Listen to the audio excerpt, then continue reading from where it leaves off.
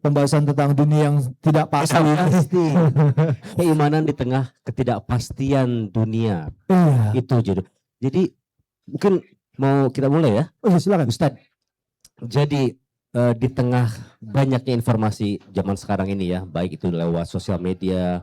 Dahulu tuh sebelum ada sosial media, ketika orang lihat ramainya dunia, dia lari ke agama untuk mencari ketenangan. Namun sekarang dengan sosial media itu, di tengah-tengah agama kita pun juga ada hal-hal yang over information juga. Betul. Ya, banyak juga sekarang kita lihat banyak konspirasi, bahkan yang ada di YouTube mereka memandang dari sisi agama, sehingga ketika kita mencari ketenangan di dalam agama, yang dapat juga malah jadi bingung juga nih Ustadz. Gimana cara mensikapinya seorang muslim, Ustadz? Gini, itu kan mencari kepastian berarti kan, yang antum cari itu kepastian. Nah, jadi Tuhan dulu baru bisa pasti. Wow. Kalau mau dapat kepastian, jadi Tuhan dulu. Oh, karena Tuhan tahu yang pasti gitu karena maksudnya. yang bisa membuat pasti itu hanya Tuhan. Sampai kapanpun kita nggak pernah ada pasti. Antum sekarang membayangin pulang rumah disambut oleh istri.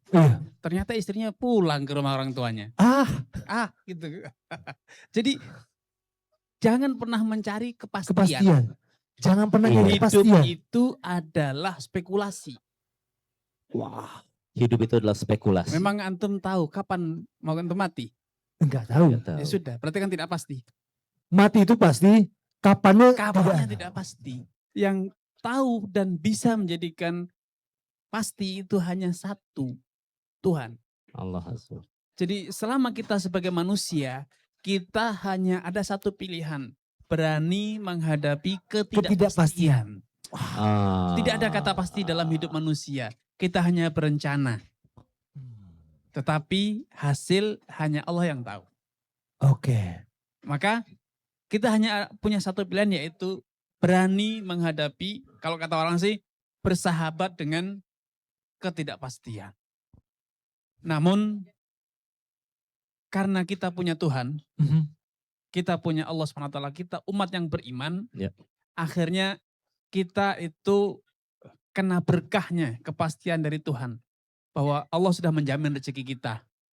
Allah sudah menjamin hidup kita. Tidak akan mati kecuali pada waktu yang telah Allah tentukan sebagai kepastian. Makanya Allah unik yang menggambarkan kematian itu dengan yakin. Wa'bud rabbaka hatta ya'tiyaka al-yakin. Beribadahlah kepada Allah terus menerus sampai datang kepadamu satu kepastian. Apa itu? Mati. Pasti datang. Timingnya sudah ditentukan. Tapi di mana bagaimana kita tidak ada yang tahu. Kita hanya bisa berobat agar sembuh, agar bisa hidup lebih panjang, berolahraga gitu. Tapi apakah pasti? Tidak. Disitulah pentingnya kita bertawakal. Tawakal itu bukan berarti setelah punya kepastian. Karena kalau orang itu sudah punya kepastian, seringkali merasa punya kepastian ya, seringkali tidak bertawakal. Sudah di tangan, customer sudah diikat, sudah bayar DP. Padahal walaupun sudah DP, bahkan sudah terjadi transaksi, bisa jadi pembatalan. Betul. Dia mencari celah bagaimana transaksinya batal. Bahkan sampai ke pengadilan, sengketa. Tidak ada kata pasti. Rezeki yang sudah masuk ke dalam perut kita pun belum tentu jadi rezeki kita. Bisa jadi keluar lagi mutah. Gitu. Jadi hidup itu memang hanya ada satu pilihan, tidak ada kepastian. Makanya kita bersandar kepada zat yang memiliki kepastian. Allah SWT. Wah, Masya Allah. Terus beres udah. Selesai. Udah beres. Subhanaka Allahumma. Subhanallah.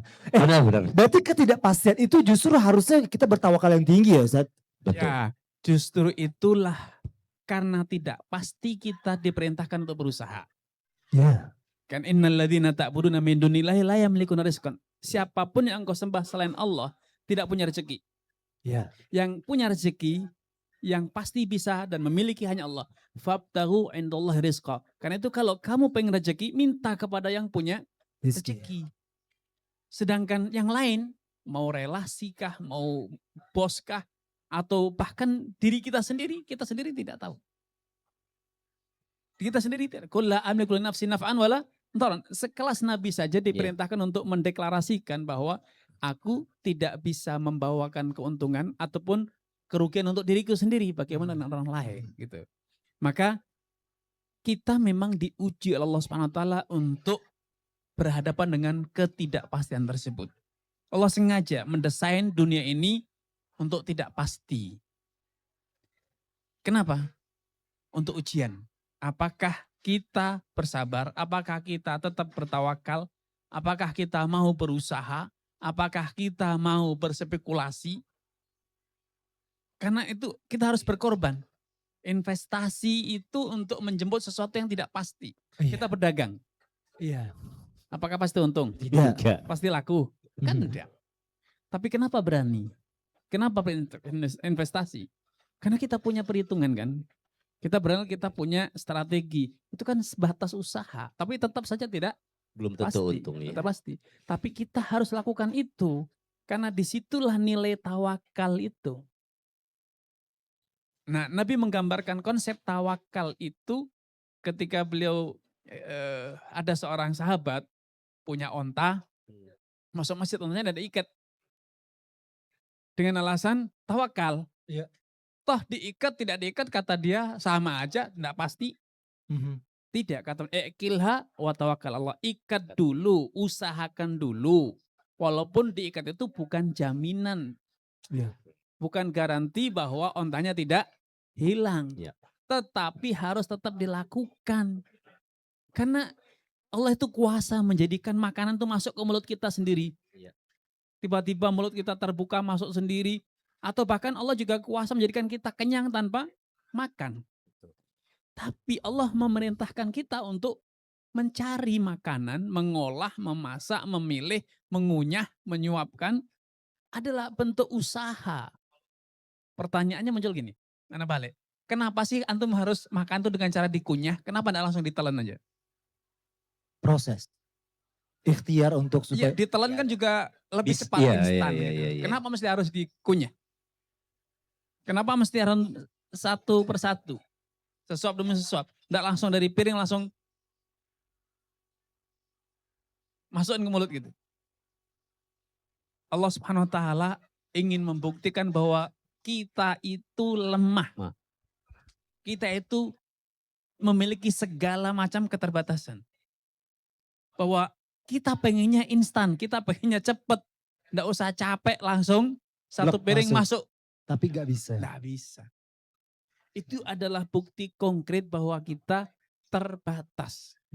Maka jangan pernah merasa sebagai Tuhan. Sekedar menyelesaikan satu piring saja butuh waktu. Iya. Dikunyah butuh waktu, butuh effort tenaga. Sedangkan Allah SWT katakan innama amruhu idza arada sya'nan yaqulu lahu kun fayakun. Allah menciptakan dunia ini tidak pakai proses. Allah katakan kun fayakun. Jadi, maka jadilah. Allah tidak belanja bahan baku. Subhanallah. Kalau manusia mau produksi, mau masak, mau makan, cari dulu bahan bakunya, diolah. Iya. Allah tidak perlu kayak gitu. Iya. Bagi Allah, kun fayakun. Jadilah. Jadi adanya proses yang tidak pasti tersebut. Kita merasa makanan kita ini enak. Iya. Ternyata lagi nafsunya makan dikunyah, enak. Ada batu di nasinya. Iya. Ceklak di gigi gitu. Sudah rasanya kayak kiamat gitu kan. Iya. Mana gigi udah bolong, kena batu, itu tidak jadi makan. Agar kita sadar bahwa kita itu manusia dengan segala keterbatasan. Iya. Apapun itu memang sengaja Allah desain untuk selalu menyadarkan kita bahwa kita manusia. Antum fuqara ilallah. Kalian itu selalu butuh kepada pertolongan Allah. Sedangkan Allah itu yang maha tidak butuh. Jadi ketidakpastian ini sebetulnya adalah cara Allah untuk menjadikan kita sadar. Dan kemudian akhirnya tawakal, berdoa, memohon pertolongan. Makanya seringkali pertolongan Allah itu datang tatkala di last minute. Kenapa? Di saat itulah kita betul-betul berserah diri. Di saat itulah kita betul-betul sadar bahwa sudah tidak ada cara lain. Kalau bukan karena Allah, habis kita. Sehingga ketika berhasil kita tidak mengatakan, saya hebat. Ketika kita selamat, tidak mengatakan ini strategi saya. Kita akan dengan sadar mengatakan betul-betul pertolongan Allah katanya. Sebagian orang sampai mengatakan ini mukjizat. Di luar nurul kata orang itu. Itulah cara Allah untuk apa? Menyadarkan kita. Oh, iya. Maka ketidakpastian itu harus kita lihat dari sisi yang positif. Karena di saat itulah kita bisa bertawakal. Di saat itulah kita bisa introspeksi diri bahwa kita manusia lemah. Tidak berdaya gitu. Ustaz, tentang ketidakpastian dan tawakal dan ikhtiar, Ustaz. Jadi ingat zaman-zaman Covid. Dan kita dengan hadis yang sama, unta yang diikat, kita berikhtiar dengan vaksin. Walhasil ternyata katanya Ketidakpastian lagi. ketidakpastian lagi. Yang sekarang katanya itu adalah elit global. Itu tidak mengurangi nilai kita berserah diri dengan ikhtiar kita, tawakal kita, dan ternyata hasilnya ya tidak pasti juga. Nah, oke. Jadi gini, sederhana saja. Korban pembunuhan yang memang direncanakan mau dibunuh dan akhirnya mati beneran. Itu kan juga konspirasi. Pembunuhan terencana. Ya. Tapi apakah dia boleh beralasan, kan dia sudah berencana membunuh saya, sudah pasrah. Dia udah tahu nih akan dibunuh. Yang membunuhnya pun sudah mengasah pisau. Ditanya, kenapa kau mengasah pisau? Aku mau membunuh kau. Gitu. Apa kemudian, kau sudah berencana, ya sudah saya pasrah. Ataukah dia akan segera lari? Dia mencari pembelaan, ambil kayu atau batu untuk tidak menjadi korban yang terbunuh. Itu. Jadi konspirasi atau bukan, penipuan atau bukan, kejahatan atau bukan, itu dari sisi mereka. Pelaku kejahatannya. Tapi kita sebagai objek, apa yang harus kita lakukan? Apapun latar belakangnya, kita tetap harus berusaha. Kemudian tawakal. Kemudian tawakal, makanya dalam konteks perdagangan ya, hutang piutang, Allah SWT mengajarkan kita instrumen untuk membackup agar piutang kita itu terbayar. Kan kadang ada orang utang itu, ya sudah nanti kalau kamu bayar alhamdulillah, enggak ya tawakal, kan enggak gitu. Allah ajarkan tulis. Ada nota perjanjian utang piutang, datangkan saksi. Kalau tidak bisa ditulis, tidak ada saksi, agunan. Itu adalah ketidakpastian. Strategi yang syar'i dalam menghadapi ketidakpastian. Karena ketika kita ngutangkan duit, memang pasti dibayar tuh. Enggak. Tapi Islam sudah mengajarkan instrumen untuk meminimalis ketidakpastian tersebut. Ruang terjadinya gagal bayar itu dipersempit, bertahap. Dengan ditulis. Efek tulisan itu lebih rendah dibanding efek saksi. Karena tulisan bisa jadi hilang, tulisan bisa jadi dimanipulasi itu. Saksi lebih kuat. Dan lebih kuat lagi adalah agunan. Allah mengajarkan ya dari bertahap ya, dari yang lemah, medium kepada yang paling kuat. Nah, ini adalah contoh bagaimana kita menghadapi ketidakpastian. Ketika ekonomi sedang gunjang-ganjing misalnya gitu. Kurs rupiah terhadap dolar liar, harga emas yang fluktuatif yang luar biasa, lapangan pekerjaan susah. Mungkin antum akan bertanya gimana caranya mendapatkan kepastian agar besok kita tetap bisa dapat customer, besok bisa berdagang, maka tidak ada cara untuk bisa mendapatkan kepastian. Ya. Tetapi ada satu kepastian yang menjadi obor hidup kita agar kita tidak pesimis. Apa itu?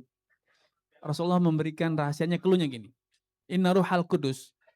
Malaikat Jibril itu membisikkan padaku, menyampaikan wahyu intinya gitu. Bahwa annahalan tamuta nafsun, bahwa tidak satu orang pun yang akan mati hatta tastawfiya rizqa, sampai seluruh jatah rezekinya itu dia dapat. Ini jaminan. Tetapi di mana, bagaimana, berupa apa, oleh siapa, tidak ada.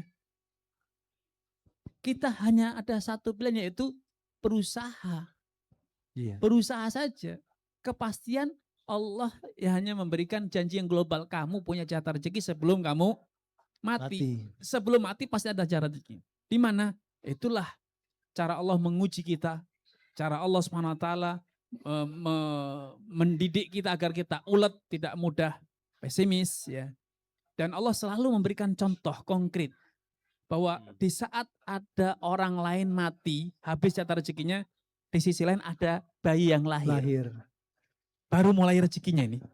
Start. Yang lainnya udah habis. Tapi ini ada tumbuh. Inilah instrumen ya. Kita mungkin hari ini di konteks perdagangan banyak merek-merek besar tumbang. Ya. Gulung tikar, Pailit. Apakah itu menjadi alasan bagi kita? Sudahlah, daripada modal saya nanti ikut hanyut, habis juga saya enggak usah usaha, enggak usah dagang. Tidak.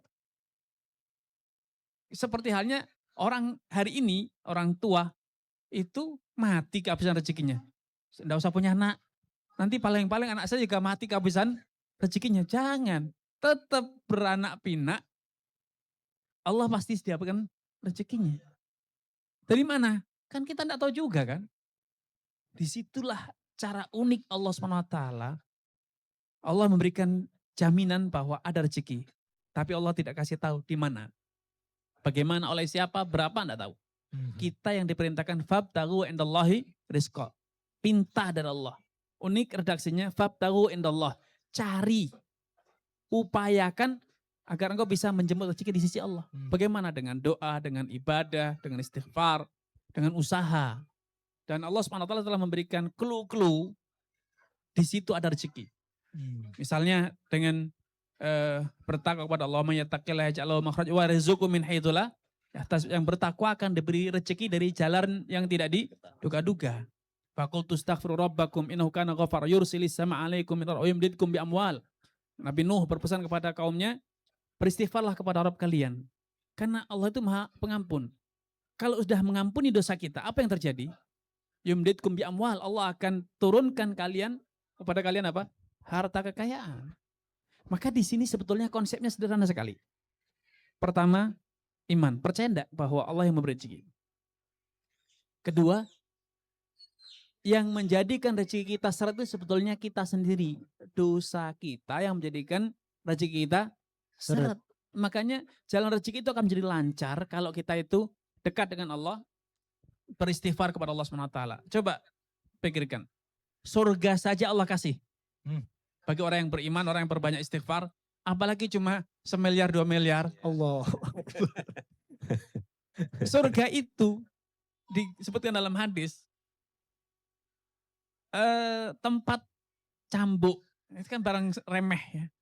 Tempat menala cambuk itu lebih baik dibanding dunia beserta isinya. Itu Allah kasihkan surga yang tidak bisa dibayangkan. Itu Allah kasihkan kalau kita itu rajin istighfar, bertakwa kepada Allah. Apalagi cuma sekedar urusan dunia, materi. Ya, hanya hitungan miliar, 2 miliar, 10, 100. Itu sangat remeh sekali. Kita sibuk sama digital marketing, kita sibuk sama meta ads. Nah, ini nih yang menarik nih Ustadz. Batasan antara kita bertawakal sama kita mengamankan masa depan. Seperti asuransi. Ini misalnya kadang-kadang seorang punya gaji, terus oh enggak ini saya simpan buat nanti tahun depan. Ini buat nanti saya pensiun. Dia udah mensimpan semuanya, pos-pos keuangannya. Bagaimana kita... Kalau ternyata perusahaan asalnya Pailit. Nah, makin gak pasti lagi. Iya. Jadi kita itu jangan, Nabi SAW punya doa yang luar biasa. Ini adalah inspirasi hidup. Nabi pelindung dari 8 hal. Allahumma inni a'udzubika minal hammi wal hazan. Ini seringkali kita terbelenggu di sini. Ya Allah, aku pelindung kepadamu dari ham. Ham itu galau mikirin hari esok. Belum datang kita sudah dihantui, dibebani. Akhirnya tumpul itu kepala. Overthinking. Iya, kita akhirnya tumpul. Nggak punya nyali, nggak punya...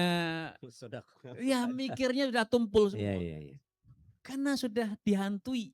Besok analisa terlalu, aduh, belum apa-apa sudah horor dulu kita hari ini.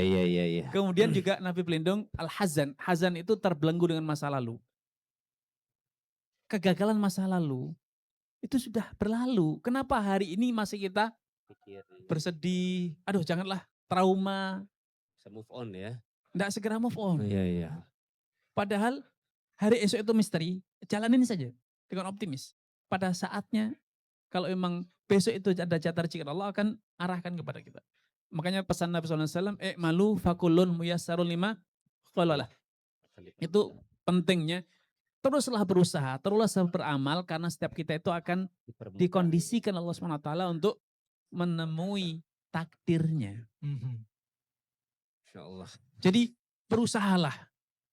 Sehingga kadang kita gini, kita mau dagang, mau jualan ke pasar A, ternyata ketemu orang di pinggir jalan. Justru rezeki kita ternyata di situ. Omongan yang tidak formal tadi, yang tidak direncanakan, justru pintu rezeki itu buka di situ. Tidak sengaja. Bener, dia punya proyek, dia punya Iya. pekerjaannya, akhirnya kita dapat rezeki dari situ. Gitu. Kalau misalnya kita sudah berusaha beriman karena kita percaya rezeki itu dari Allah. Terus kayak tadi Ustaz, jangan takut untuk menambah anak. Kalau menambah istri gimana Ustaz? Nyambung aja. Ini sungguh menakut. Anak yang ditanya aja takut. Karena kalau ini itu yang bikin takut rekaman itu. Karena kan nambah rizki kan, dari rizki kita tambah lagi. Ini enggak tahu itu ada kamera. Di balik kamera itu yang lebih berbahaya. Sesuatu yang tidak pasti hari ini. Iya. Kita merasa aman, pulang. Panjang urusannya. Tapi kan gak lifestyle. Tidak ada jaminan tidak nyampe. Jadi semua itu memang Allah tidak mengajarkan kepada kita, tidak memerintahkan kita untuk nekat ya. Allah merintahkan kita watazawwadu, berbekalah. Kalau mau safar ya pakai kalkulasi perjalanan sekian kilometer, bensinnya berapa liter. Nanti ada lewat tol enggak ya pakai kartu. Itu kan Allah merintahkan watazawwadu. Bawa bekal. Watazawwadu fa inna khairaz zadi taqwa. Tapi bekal yang paling penting adalah tawakal. Takwa kepada Allah. Karena kalaupun kita bawa kartu tol ya, ternyata rusak. Kita sudah bawa uang, jatuh. Dicopet orang. Maka sekedar membuat kalkulasi berbekal dengan modal tidak cukup. Harus diiringi dengan takwa. Takwa itu apa? Dua. Jalankan perintah, tinggalkan larangan. Maka bekal kita itu lengkap. Sering kali kita belajar, pakai strategi baru, konsultan baru, tapi aspek takwanya tidak di-upgrade. Strateginya di-upgrade, tapi tawakalnya tidak, kemudian husnudzonnya kepada Allah tidak di-upgrade, istighfarnya tidak ditingkatkan, ya tidak sempurna. Tidak sempurna gitu. Maka ketika gagal, anak sudah berusaha, kok susah rezeki saya. Karena ternyata modal kita juga tidak cukup, tidak lengkap gitu. Maka percayalah, Allah SWT itu memberi rezeki kita di saat kita tidak berusaha. Di dalam perut ibu kita, memang ada yang kerja di sana. Antum pernah kerja di dalam perut ibu? Allah jamin rezekinya. Sampai antum lahir ke dunia ini. Tanpa usaha pun Allah beri. Kenapa setelah kita mampu berusaha kita takut? Kita was-was, khawatir. Ini salah satu dosa yang kita lakukan. Ketika kita muncul pertanyaan, apa iya? Ana memprediksi antum, kok gitu sih Sat? Ekstrim banget gitu kan. Itu di hati antum itu sudah dosa sendiri. Karena tidak percaya Zat. Karena tidak percaya. Ragu. Ragu gitu. Maka kita itu berlatih. Nabi Musa alaihissalam ini contoh ekstrim. Ketika dikejar oleh Firaun dengan bala tentaranya, persenjataan lengkap, jumlah pasukan besar, Nabi Musa sudah terjepit, belakangnya laut, depannya laut, belakangnya pasukan Firaun. Mau kemana lagi? Tidak ada kesempatan bikin perahu, berenang juga jauh. Mau lari kemana lagi? Sehingga Bani Israel pesimis. Inna lamudrakun, kata mereka. Wahai Musa, sudah selesai pelarian kita ketangkap. Nabi Musa tidak surut sedikit pun, walau setengah mili. Beliau menjawab dengan mengatakan, kalla, tidak mungkin. Tapi kala itu Nabi Musa bisa menjelaskankah logikanya? Nah. Kemudian Nabi Musa bisa presentasi, kita punya strategi gini, tidak ada. Apa yang menjadikan beliau yakin? Sehingga bisa mengatakan tidak mungkin tertangkap. Unik. Innama ya Rabbi sayahdin.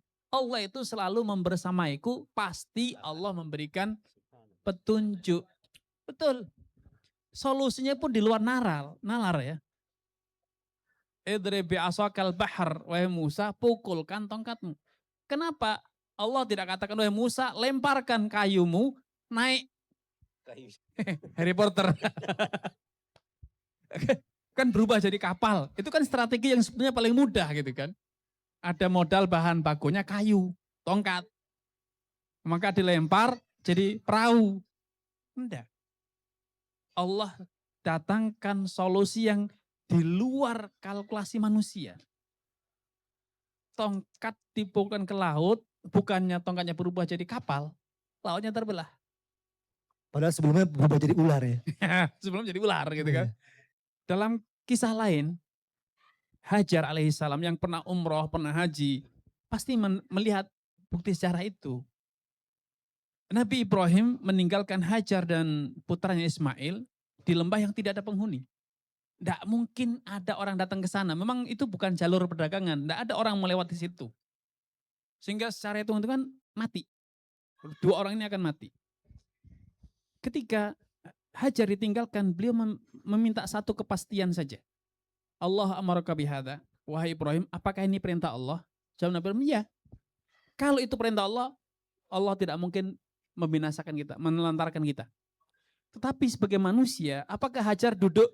Ya pasti akan turun hujan nanti gitu kan. Setelah kehausan nanti akan turun tumbuh pohon sumber makanan. Enggak.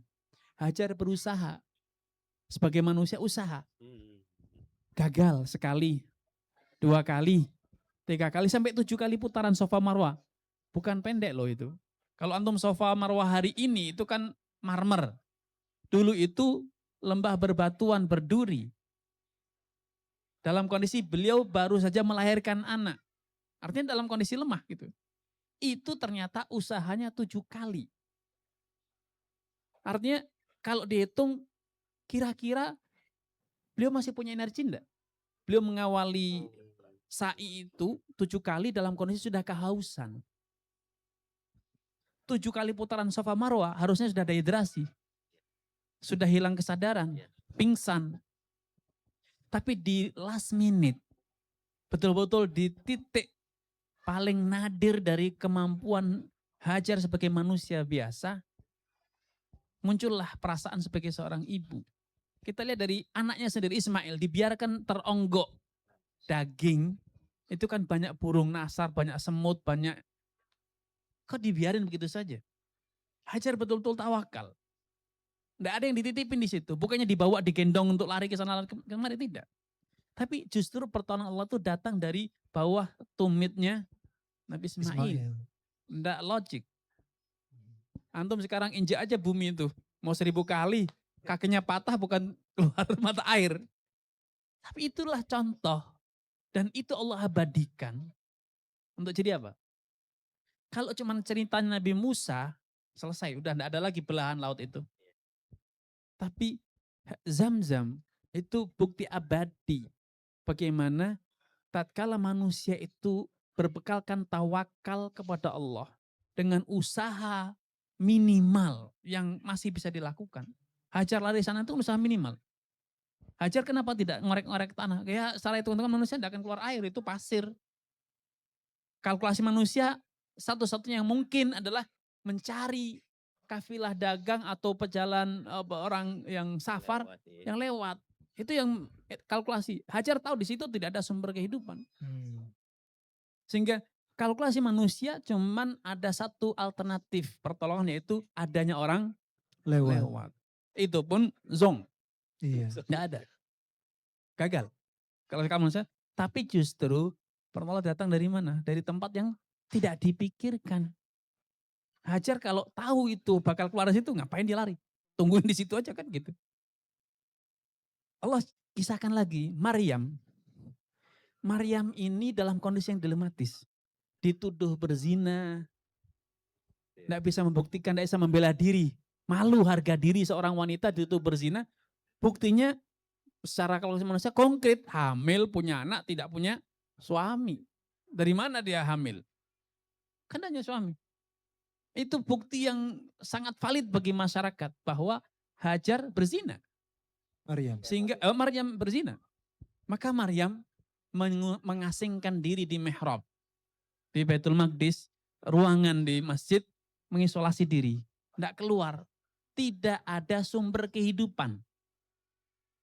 Karena tidak ada pedagang yang GoFood atau Shopee. Ya, tidak ada. Tidak ada juga yang pedagang sayur keliling itu, tidak ada. Beliau mengasingkan diri di dalam ruangan yang tidak ada sumber kehidupan. Tidak ada sumurnya di dalam, tidak ada macam-macam. Tetapi dikisahkan bahwa setiap saat Hajar itu di ruangannya itu turun buah-buahan dari surga. Di saat musim panas datang buah-buahan musim dingin. Di masa musim dingin datang buah-buahan musim panas. Sehingga Zakaria itu heran. Annalaka hadza wahai Maryam, annalaka dari mana buah ini kamu dapat? Tidak masuk akal. Korma datang di musim dingin. Korma itu selalu musim panas. Rutop itu adanya di musim panas. Ini di musim dingin. Dijawab, datang dari Allah Subhanahu wa taala. Qalat huwa min indillah, itu datang dari Allah. Dia sendiri juga tidak tahu, tidak bisa menjelasin. Tiba-tiba ada di ruangan itu. Ketika Hajar, Maryam sudah melahirkan putranya Isa, beliau lapar. Orang melahirkan lapar. Apakah Allah langsung turunkan seperti kemarin? Tidak. Wahuzi ilaiki bijitin nakhlah. Wahai Maryam, goyangkan pohon korma itu, niscaya akan turun, berjatuhan. Memang laki-laki 10 orang pun kalau goyangin pohon korma tidak akan goyang itu. Saya pernah coba itu. Berapa orang saya suruh goyangin pohon korma. Gerak aja enggak. Apalagi sampai buahnya berjatuhan. Maryam dalam kondisi lemah. Allah perintahkan dengan sisa-sisa usaha yang bisa dia lakukan. Apa itu? Menggoyangkan pelepah korma, pohon korma. Padahal Allah kuasa memperlakukan seperti yang kemarin, langsung turun. Tapi sengaja Allah perintahkan Maryam untuk berusaha. Ikhtiar ya. Ikhtiar. Sehingga kita jangan pesimis. Nah, masalahnya kita ketika sudah di titik nadir itu, misalnya kepalang, malah udah lemas, iya. tidak ada tawakalnya. Maryam menggoyangkan itu yang mengatakan, "Lah ngapain ya Allah?" gitu kan enggak. Musa, emang buat apa saya pukulin laut? Iya. Ketika diperintahkan, inilah usaha yang masih bisa dilakukan, lakukan. Dan menghasilkan maksimal. Makanya sebagian ulama mengatakan gini, jangan lihat minimnya usaha, tapi lihatlah sempurnanya tawakal. Jadi usaha yang minim itu ketika diiringi dengan tawakal yang sempurna akan menghasilkan hasil yang sempurna. Seperti Nabi Musa mukul tongkat, itu kan usaha minimal yang satu-satunya yang bisa beliau lakukan. Padahal Allah masih bisa melakukan banyak. Tiba-tiba muncul sayap di masing-masing mereka terbang gitu kan. Allah mampu. Tetapi itu kan tidak ada usaha kalau tiba-tiba muncul sayap di badannya Nabi Musa dan Bani Israel. Nabi Musa tetap harus usaha. Yaitu mukul laut. Kenapa Allah tidak langsung belah aja? Musa bismillah, go gitu kan. Enggak. Tetap harus dipukul dulu lautnya. Gitu. Jadi Harus ada ikhtiarnya pokoknya. problem kita adalah ketika kita sudah gagal terjepit, kita pun juga habis tawakalnya. Iya. Ditinggalin tawakalnya. Itu problem besar kita. Maka kita itu harus berusaha melatih, membiasakan diri bahwa tawakal itu tidak boleh luntur sedikit pun. Optimis, percaya diri bahwa terlalu mudah bagi Allah untuk memberi solusi bagi kita.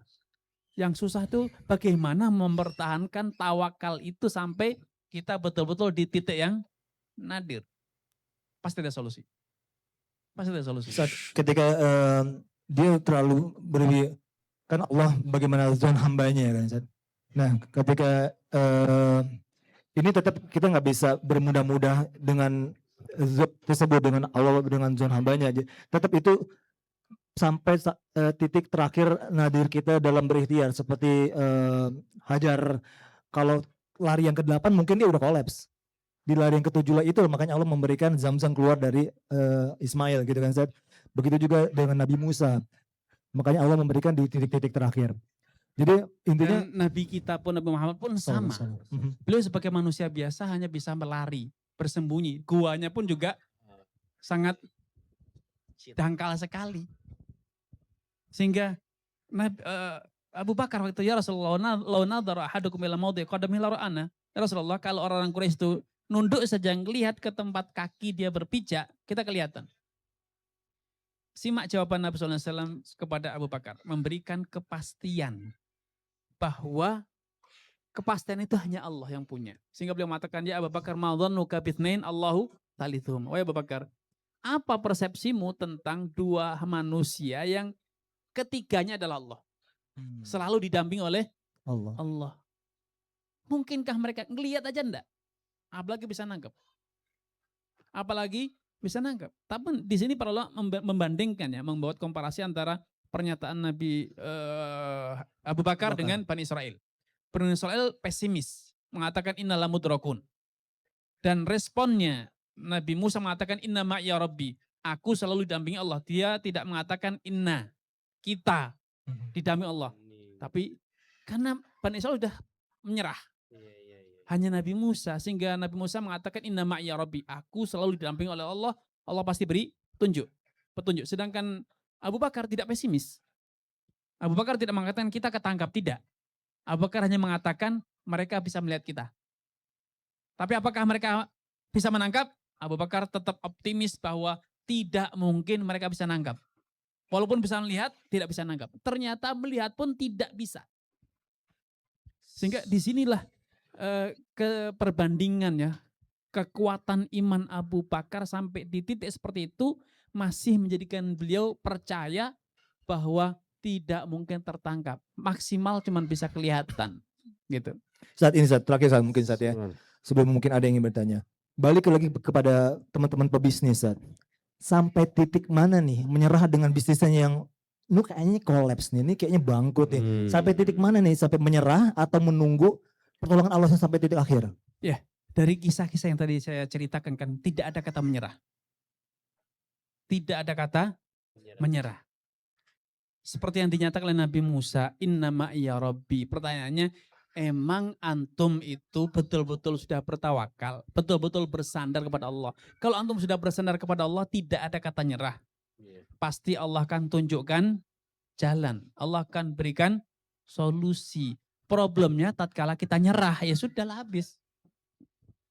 Kita sudah tidak percaya ketika kita sudah nyerah. Optimisme, iman, tawakal itu terus berkobar walaupun kita sudah terkapar. Oke. Kita sudah tumbang tuh. Tetap walaupun kita sudah jatuh, kita tetap bisa bangkit. Allah pasti bisa memberikan solusi. Menutup perusahaan dan merubah perusahaan yang lain bentuk ikhtiar juga kan Ustaz ya? Itu bagian dari ikhtiar. Bukan berarti bangkrutnya itu menutup itu dia selesai kan Ustaz? Tidak, kan beda antara usaha dengan tawakal. Percaya bahwa Allah pasti akan memberikan petunjuk. Allah akan memberikan solusi. Ini yang perlu kita jaga gitu. Oke. Insya Allah. Serahkan kepada teman-teman yang teman-teman meningkatkan tawakalnya, silakan bertanya. Yang di tengah ketidakpastian usahanya, coba ada yang ingin bertanya. Emang antum pasti? Enggak juga Pak. Kita berbagi ketidakpastian aja di sini kan. Silakan. Ada yang bertanya? Mau yang bertanya, silakan. Ada mungkin Mau curhat juga. Curhat dengan ketidakpastian income-nya. Atau mau istirahat, besok kita insya Allah akan ketemu lagi atau 1-2. Dari KPMI mungkin dengan ketidakpastiannya juga. Gimana kira-kira event kedepannya lebih pasti? Sebenarnya kayak di Saudi juga kan, selentingan itu ya intermezzo. Satu-satunya yang pasti di Saudi adalah ketidakpastian. Betul. Dimanapun makanya tidak ada kepastian. Kepastian itu hanya milik Allah. Orang yang pengen kepastian ya mimpi menjadi Tuhan. Kan tidak mungkin. Selama kita sebagai manusia kita harus menerima ketidakpastian. Agar ketidakpastian menjadi sebuah kepastian adalah pastikan tawakal antum. Pastikan tawakal antum itu utuh, terjaga, tidak luntur. Dengan ujian, dengan cobaan, maka Allah akan berikan kepastian. Wa may yatawakkal 'alallahi fahuwa hasbuh. Siapapun yang betul-betul bertawakal kepada Allah, Allah akan berikan dia kecukupan. Allah akan cukupi urusan dia. Allah akan selesaikan masalah dia. Baik, Ini antara kita ngambang atau kita jadi subhanallah, subhanallah. Ada. Insight itu luar biasa. Lu out of the box emang, Masya Allah. membuat kita Iya. memperbaharui iman ya mendengar seperti Benar, itu benar. ya. Jadi, Karena memang ya kita mungkin terlalu pede dengan apa yang telah iya, kita betul, kerjakan betul. selama ini. Baik, mungkin ya waktu juga sudah terlalu malam. Teman-teman juga ini iya. mau istirahat. Mungkin Ada satu kepastian bahwa mereka sudah ngantuk. tapi nggak pasti juga sampai depan cenghardai juga. Wah, bertanya. Oh, ada Silakan, tuh kan nggak pasti ini tadinya mau selesai.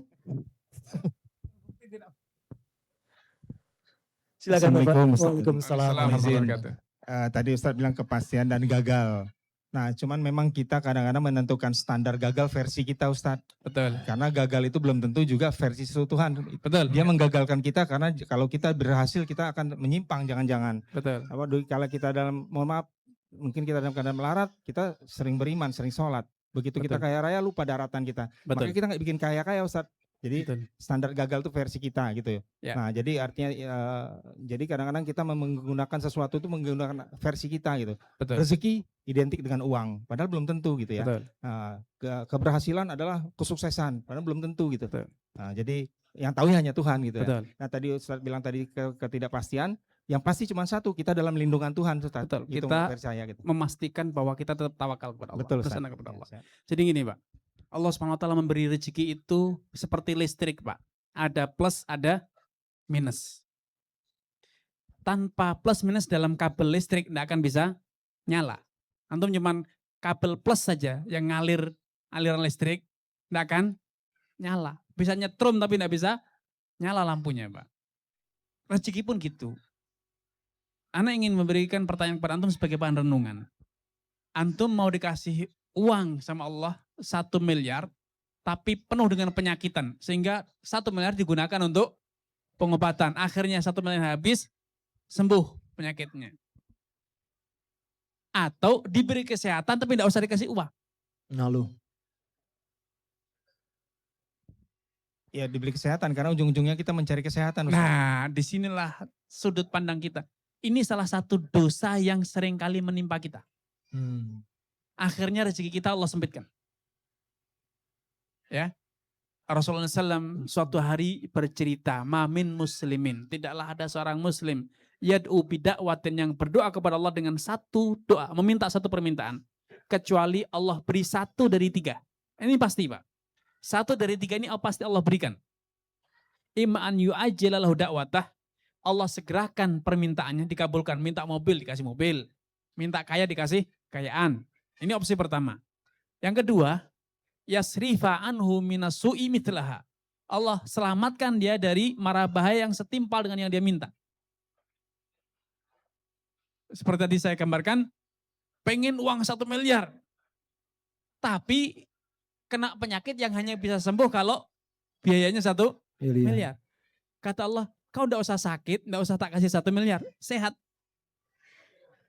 Sehingga tidak perlu 1 miliar, tapi dapat hasilnya. Apa itu? Sehat.